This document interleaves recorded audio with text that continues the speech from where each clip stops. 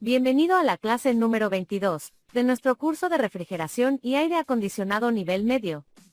En esta oportunidad, vamos a estudiar las principales características y presiones de trabajo del gas refrigerante R401A, conocido comercialmente como MP39. El R401A es un gas refrigerante formado por la mezcla de R22 más R124 más R152A, diseñada para reemplazar al R12 en instalaciones fijas existentes, que no deben utilizarse en la reconversión automotriz. El R401A tiene la ventaja de no ser inflamable, ni tóxico. Además, su utilización como reemplazo en equipos viejos exige pocos o ningún cambio, solo requiere cambio de aceite del compresor, cuando el aceite viejo es mineral, ya que el refrigerante MP39 es compatible con aceite alquimeceno. Además, el MP39 R401 tiene la gran ventaja de tener una temperatura en la descarga del compresor prácticamente igual al R12. Pero no todo es perfecto con el R401A, ya que su principal enemigo es el hecho de contener R22, por lo cual es considerado una mezcla que destruye la capa de ozono, y es afectado por el Protocolo de Montreal, además de su alto valor de potencial de calentamiento global GWP.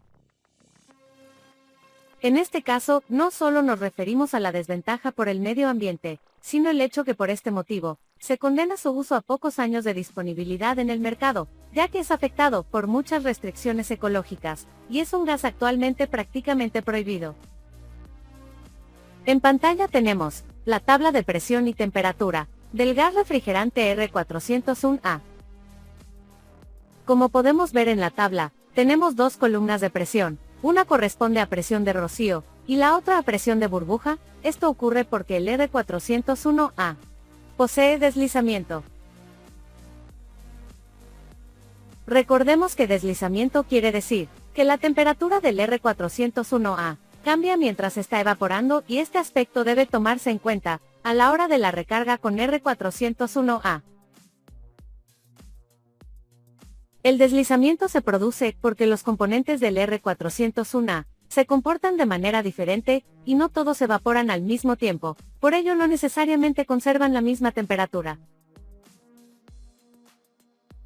Para tomar en cuenta este deslizamiento, vamos a realizar el siguiente análisis.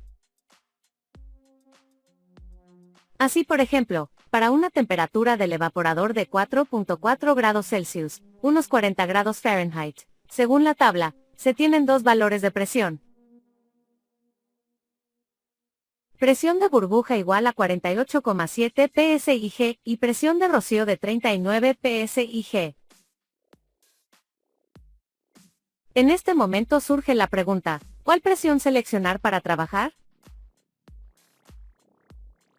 La respuesta va a depender de en cuál parte del evaporador se quiere lograr la temperatura seleccionada, es decir, los 4.4 grados Celsius.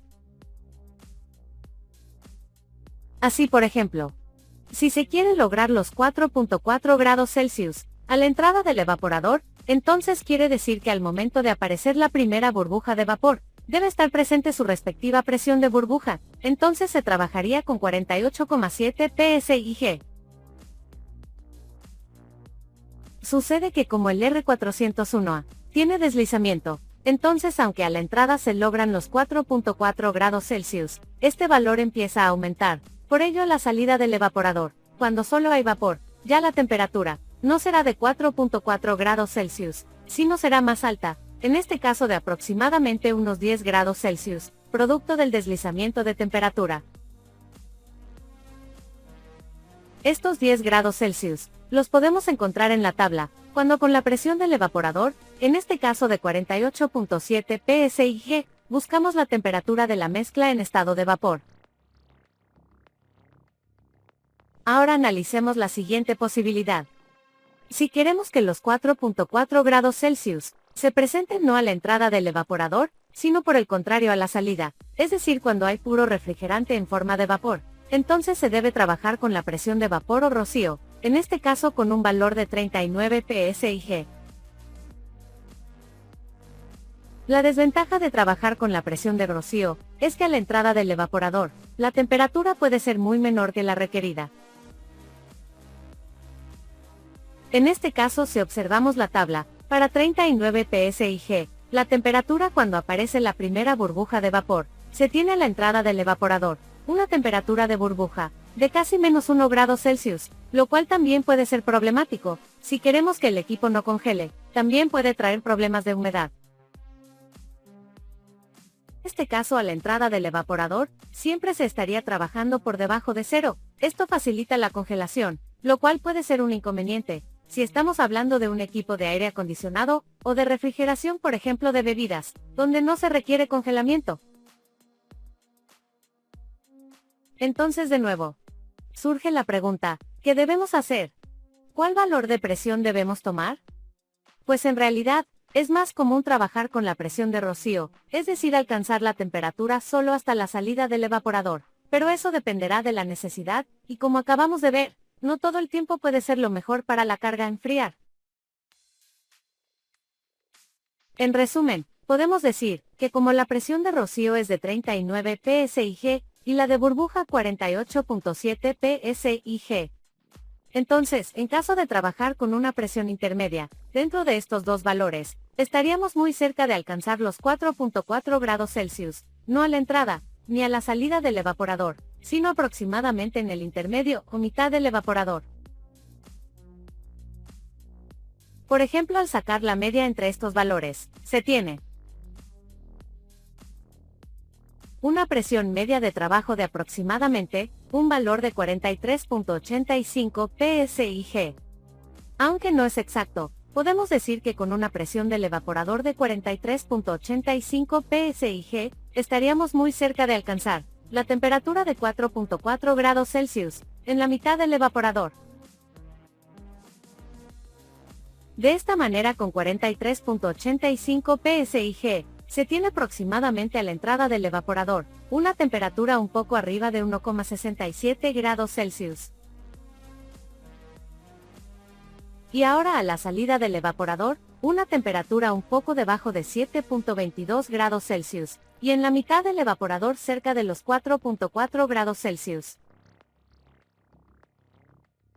Por último, debemos recordar que el sobrecalentamiento es la ganancia de temperatura del gas refrigerante, después que ha pasado en su totalidad a la fase de vapor.